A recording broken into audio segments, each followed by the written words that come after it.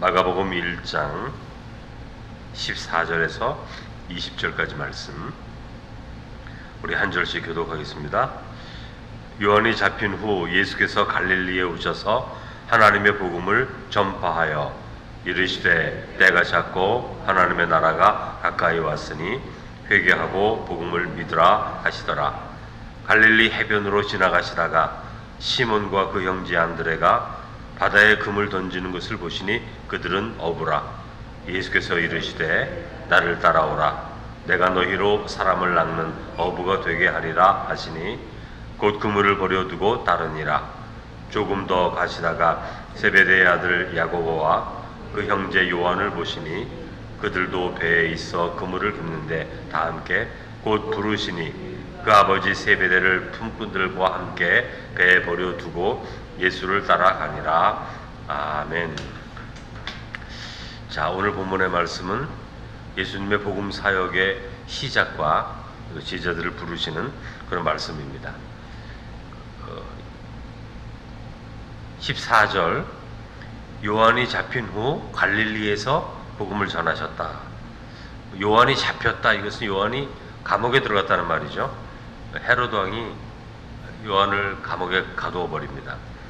헤로드 왕이 자기 동생의 아내와 불륜으로 결혼을 하게 되죠. 그래서 세례 요한이 이 악한 일에 대해서 악한 일에 대해서 백성들에게 선포합니다. 이것이 잘못된 일이라고. 그러니까 왕에 대해서 이런 말을 하니까 헤로드 왕이 감옥에 가두어 버렸어요. 근데 여러분, 이 헤롯 왕가는 굉장히 좀 악랄한 왕가입니다.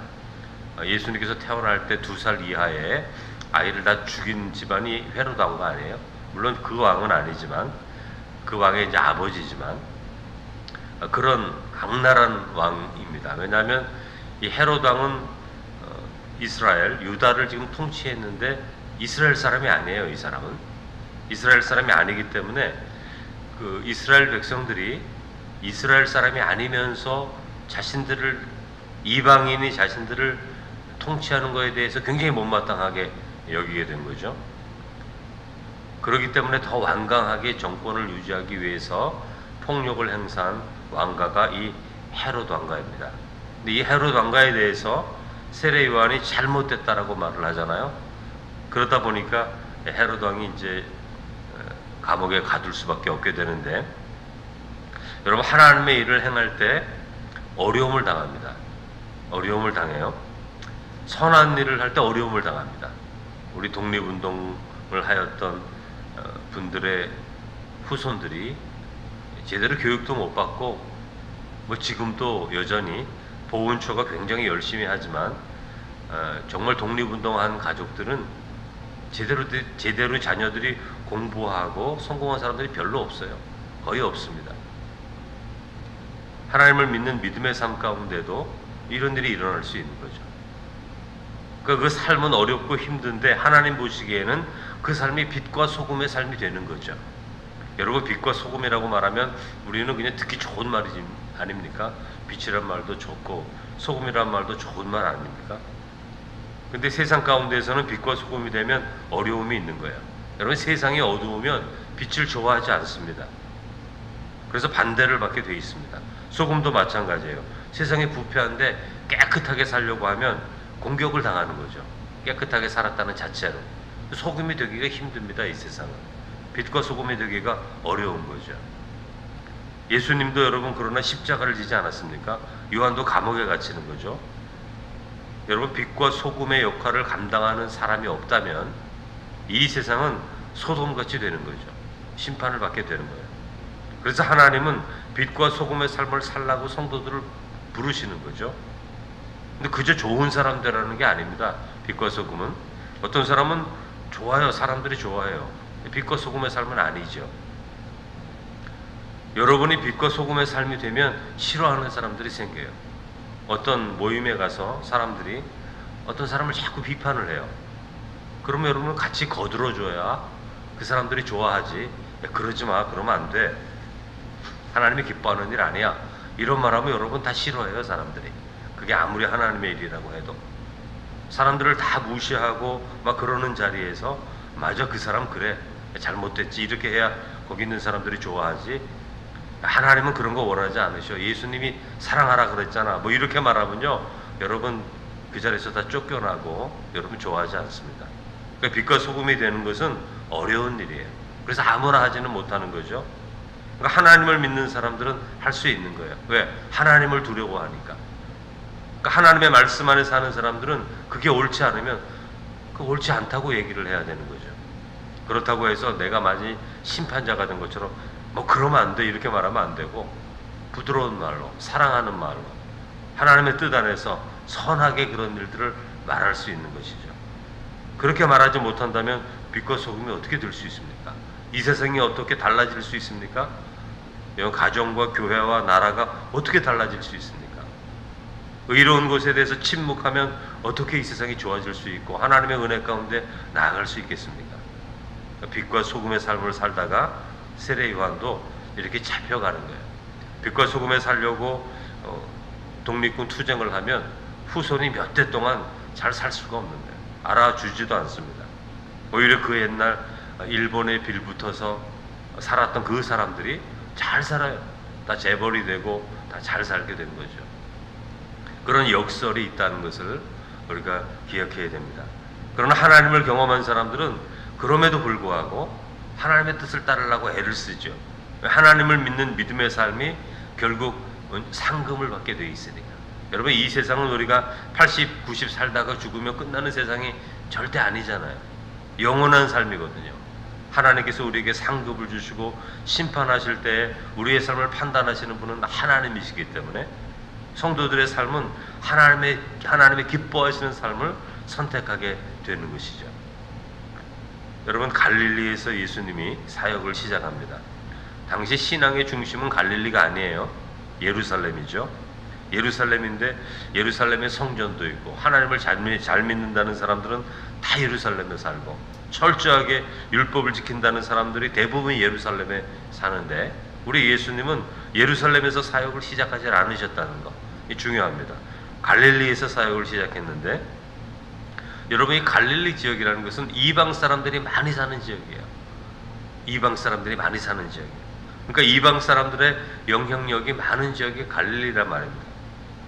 근데 예수님은 이 갈릴리를 사역의 중심지로 세우는 거예요. 하나님 나라의 사역의 중심지로 갈릴리를 선택하였다는 것이 매우 뜻있는 하나님의 계획이 있다는 것을 알 수가 있는 것입니다. 우리들은 여러분 좋은 거 선택하려고 그러잖아요. 야, 예루살렘이 더 좋은 거지. 예루살렘에서 사역해야 된다. 근데 하나님은, 예수님은 갈릴리에서 사역하시는 거예요. 여러분, 아브라함은 조카 롯과 헤어질 때 좌로나 우로나 아무데나 선택하지 않아요. 네가 좌를 선택하면 나는 우를 선택하고, 네가 우를 선택하면 나는 좌를 선택한다. 선택권을 완전히 넘겨주지 않습니까? 어떤 방향을 선택하지 않아요, 아브라함은. 왜냐하면 자기가 방향을 선택해 보니까 실패했잖아요. 자기가 애굽을 선택해 보았는데 애굽에서 큰 일을 당할 뻔하지 않습니까?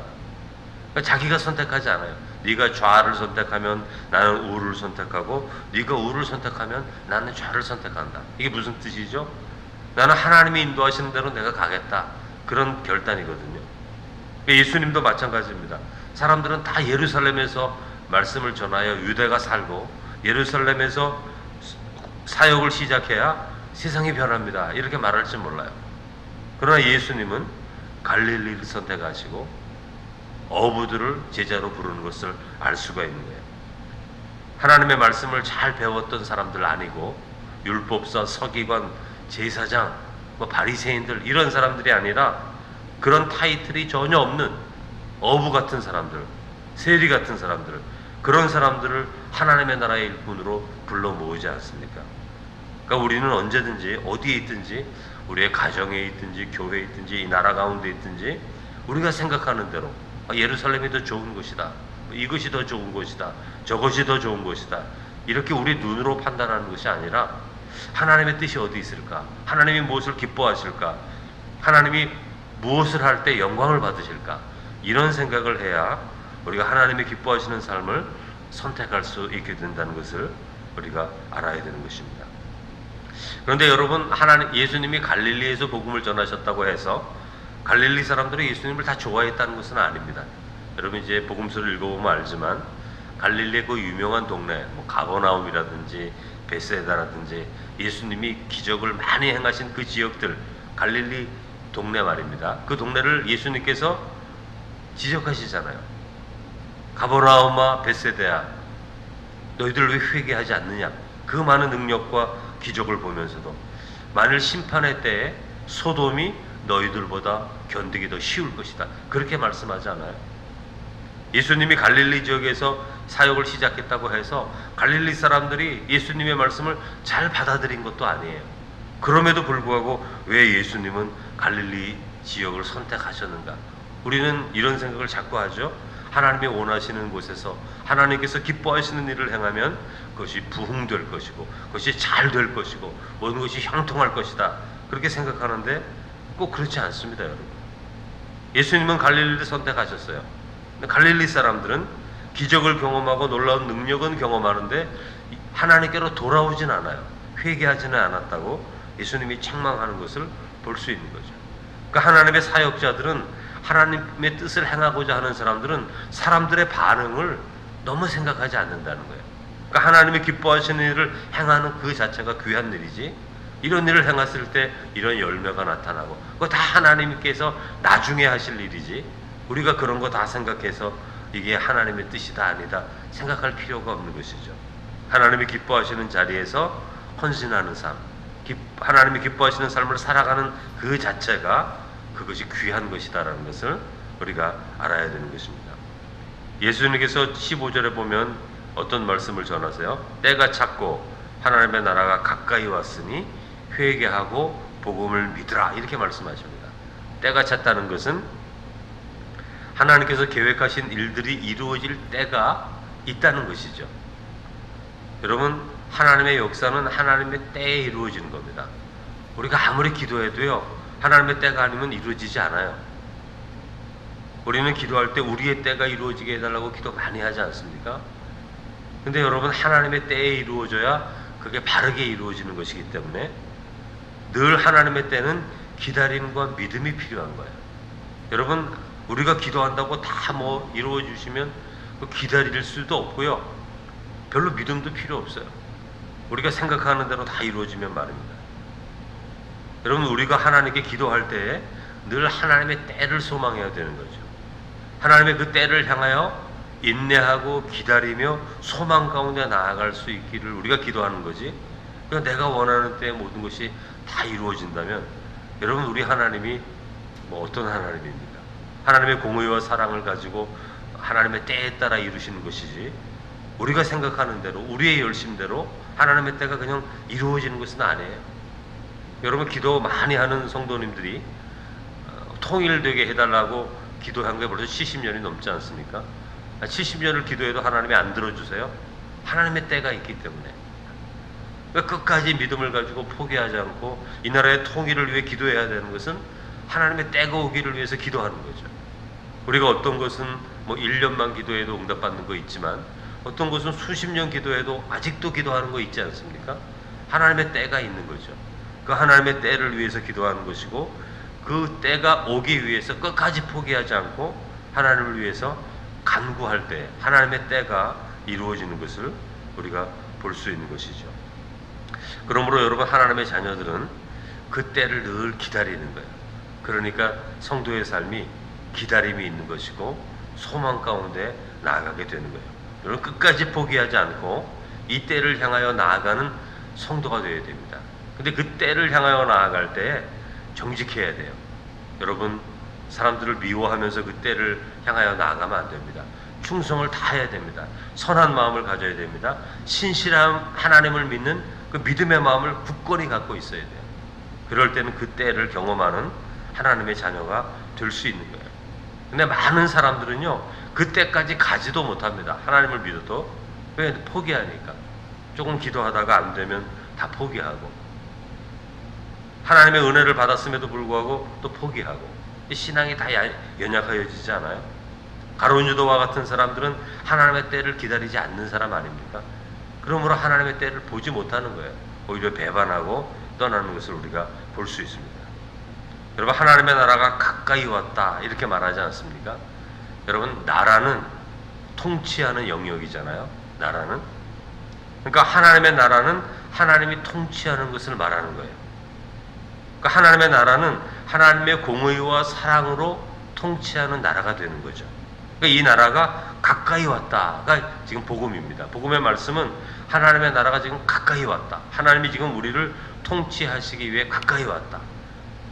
사랑과 공의로 우리를 통치하시기 때문에 우리가 모든 죄악과 유혹과 시험을 이길 수 있는 그 나라가 지금 가까이 왔다. 하나님이 진리를 통해서 성령을 통해서 우리를 인도하실 것이다. 이 나라가 가까이 왔다.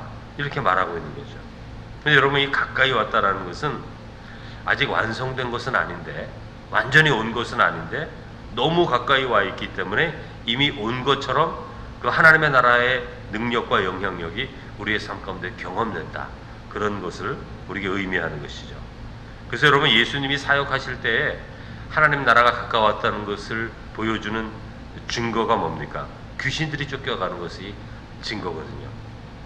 그러니까 하나님 나라가 가까이 왔을 때 하나님 나라를 가장 가까이 느끼는 사람들이 누구냐 하면, 그걸 인식하는 존재들이 누구냐 하면 악에 속해 있는 영적 존재예요. 여러분, 바퀴벌레들이 이제 가끔 있는데, 제가 이제 미국에 있을 때는 미국에는 밖에도 막 바퀴벌레가 막 걸어다녀요. 큰 것들이. 근데 불을 켜면 바퀴벌레들이 막 도망가지 않습니까? 그러니까 빛이 오면 그 빛을 가장 먼저 감지하는 게 누구냐? 바퀴벌레거든요. 바퀴벌레는 빛을 싫어해요. 그러니까 빛만 딱 오면 그냥 사방으로 흩어지는 것처럼 하나님의 나라가 이 땅에 오니까 가장 먼저 두려워하는 존재가 누굽니까? 악한 영적 존재들이 가장 먼저 하나님의 존재를, 예수님의 존재를 느끼는 거가 되는 거예요. 그러니까 여러분, 하나님의 나라가 이루어진다는 것은 하나님과의 사귐과 교제가 이루어진다는 것이고, 따라서 우리의 삶 가운데 있는 그 악한 존재들의 영향력, 그런 것들이 사라지기 시작한다는 것이 하나님 나라가 임한다는 것의 증거가 되는 거예요. 그러니까 참 주인이 오시니까 거짓 주인들이 다 쫓겨난다는 거예요. 참 주인, 사랑과 평화를 가지고 오시는 주님이 오시니까 우리 마음 가운데 있는 미움과 다툼과 시기가 사라지게 되는 것이죠. 여러분, 참 주인이신 하나님이 다스리는 나라를 바울 서신이 잘 말을 해주는데, 여러분, 갈라디아서 5장 22절 이하에 보면 성령의 9가지 열매, 참 주인, 메시아, 예수 그리스도가 이 세상에 오시니까 삶이 어떻게 변화됩니까? 성령의 9가지 열매가 우리의 삶에 열매를 맺게 되는 거예요. 사랑, 희락, 화평, 오래 참음, 자비, 양성, 충성, 온유, 절제. 사람 자체가 달라지는 거죠. 이런 성령의 열매가 있다고 해서 아무런 다툼도 없고 뭐 오해도 없고 미움도 없고 갈등도 없고, 여러분, 그런 거 아닙니다. 우리가 육신을 가지고 있는 동안에는요, 사람들을 다 이해하지 못해요. 다툼도 있습니다. 좋아하는 사람도 있고 싫어하는 사람이 생길 수가 있어요. 그러나 그런 마음이 우리에게 왔다 할지라도 그것이 뭐 다툼이 되고 갈등이 되고 그렇게 막 확장되지는 않는다는 것이죠. 우리가 미움도 있고 다툼도 있고 오해도 있지만, 그러나 성령의 9가지 열매를 맺는 사람들을 통해서 그게 선한 방향으로 하나님의 뜻을 향하여 나아갈 수 있도록 변화되는 것을 우리가 보게 되는 거예요. 여러분, 어떤 사람을 만나면 마음이 편안해지지 않습니까? 어떤 사람은 다툼이 있는 일에 중재를 잘하는 사람이 있잖아요. 아주 선한 마음을 가지고 평안한 마음을 가지고 평화를 만들어가는 사람들이 있잖아요. 그러니까 이 사람과 저 사람이 싸우면 그 사이에서 그런 것이 아니라는 것을 상대방들에게 다 이해를 시키고 사랑 가운데 하나 될 수 있도록 만들어가는 사람이 있지 않습니까? 성령의 9가지 열매를 거둔 사람들이에요. 다툼이 있고 아픔이 있고 미움이 있는데, 그것들이 성령의 9가지 열매를 맺으면 하나님의 선한 뜻 안에서 잘 화해되고 조화되는 것을 우리가 볼 수가 있는데, 하나님의 나라가 이루어진다는 것은 그런 것을 뜻하는 것이죠. 두 번째로 16절에서 20절에 보면 제자들을 부르십니다. 안드레, 베드로, 야고보, 요한 제자로 부르시는데, 여러분, 예수님이 제자를 부르실 때 이 사람들은 다 평범한 사람들이에요. 우리와 똑같이 평범한 사람들입니다. 그러니까 하나님의 나라는 누구나 주님을 따를 수 있는 거예요. 뭐 자격이 없습니다. 자격이 굳이 있다면 믿음으로 준비된 사람 외에 다른 자격이 없어요. 뭐 학력의 자격이 있는 것도 아니고 그 가문의 자격이 있는 것도 아니고 그 어떤 자격도 없어요. 그냥 누구나 하나님의 부르심에 응답하는 자는 하나님의 제자, 하나님의 백성이 될 수 있다는 것을 우리에게 보여주는 것입니다. 여러분, 이 어부들이 부름을 받아요. 나를 따라오너라. 모든 것을 다 버리고 주님을 따릅니다. 여러분, 어떻게 이렇게 따를 수 있죠? 저는 이것이 늘 궁금해요. 어떻게 이렇게 따를 수가 있는가? 어떻게 가족들을 다 버리고 예수님을 따라갈 수 있는가? 자기 직장을 그 즉시 버리고 어떻게 예수님을 따라갈 수 있는가? 여러분, 우리가 어제도 말씀드렸지만은 따라갈 수 있는 이유가 있다고 말씀드렸죠. 왜냐하면 세례 요한의 준비한 세례 사역, 회개의 세례 사역을 통해 이 사람들의 마음이 준비되어 있었어요. 하나님의 메시아가 온다는 것을 세례 요한을 통해서 들었고 성령을 통해서 우리 가운데 임하실 것이라는 것을 마음에 듣고 있었잖아요. 듣고 있고 회개하고 준비하고 있는 거예요. 하나님의 나라를 준비하고 있는데 예수님이 부르시는 겁니다. 그러니까 그게 들려지는 거예요. 그 소리가. 만약에 세례 요한의 사역이 없었다면 예수님이 나를 따라오너라 그러면 그게 그냥 들리지 않죠. 그러나 이미 마음이 준비되니까 그게 들려지는 것입니다. 그러니까 마음에 회개하고 세례 요한의 세례 사역을 통해서 은혜를 받고 그리고 하나님 나라를 믿음으로 바라보고 있는데 예수님이 부르시니까 그게 하나님의 음성으로 들려지니까 갈 수 있는 거지. 전혀 엉뚱한 사람이 부른다고 여러분 다 갑니까? 그건 어리석은 거잖아요. 그러니까 여러분, 세례 요한의 회개의 이 사역이 얼마나 귀하고 아름다운 건지 우리가 알 수 있는 것입니다. 여러분, 주님이 말씀하시는 것이 메시아의 말씀으로 들려지는 것은 회개와 하나님의 은혜를 사모하는 마음이 있을 때만 들려지는 것이지 들려지지가 않아요. 우리가 하나님을 믿는다고 해도 마찬가지입니다. 마음에 분이 가득 차고 마음에 화가 가득 차면 어떤 말도 들리지가 않습니다. 하나님의 진리의 말씀은 그런 마음으로 들려질 수가 없는 거예요. 그러므로 예수님이 왜 회개하라 회개하라 회개하라 그럽니까? 진리를 들어야 되는데 내 마음에 화가 가득 차고 때로는 절망이 가득 차고 미움이 가득 차고 시기가 가득 차고 인간의 꾀가 가득 차면 들려지지가 않는 거예요. 그 말씀은. 하나님의 말씀은 은혜로 준비된 자에게만 들려지게 되는 거예요. 그러니까 우리가 하나님의 은혜를 늘 사모하는 이유는 그겁니다. 하나님의 은혜가 충만해야 우리 개인을 향한 성령의 인도하심을 듣게 되잖아요. 하나님은 말씀하기를 원하시는데 여러분도 신앙의 경험이 있지 않습니까? 하나님께서 나를 때로는 직접적으로 말씀하셔서 인도함을 받을 때도 있고 또 어떤 사람들은 꿈을 꾸기도 하고 어떤 사람들은 어떤 전혀 알지 못하는 사람의 도움을 얻기도 하고 우리가 깨어있을 때 하나님의 은혜 가운데 있을 때 하나님은 다양한 하나님의 구원의 모습으로 우리에게 다가오시는데 그런 은혜로 준비되지 않고 늘 내 생각 내 마음으로 가득 차 있으면 하나님의 은혜가 우리 가운데 임하지를 못하잖아요. 그러니까 어떤 말을 들어도 그게 진리의 말씀으로 따라갈 수 있는 힘과 용기가 생겨나지 않고 하나님께서 우리 공동체에 새로운 역사를 이루어갈 때도 그 소리가 들리지 않으니 하나님께서 일하시는 그 놀라운 역사 가운데 참여할 수 없게 되는 거죠. 따라서 우리는 한 해를 또 살아가면서 여러분 하나님의 은혜를 늘 사모하시고 우리가 작은 죄일지라도 하나님 앞에 온전히 회개하며 나아갈 때 우리를 새로운 삶으로 이끌어 가시는 하나님의 부름이 분명히 있는데 그 부름을 통해서 우리의 삶을 고치시고 새롭게 하시는 하나님의 은혜를 경험하는 성도가 되시기를 주님의 이름으로 축원합니다.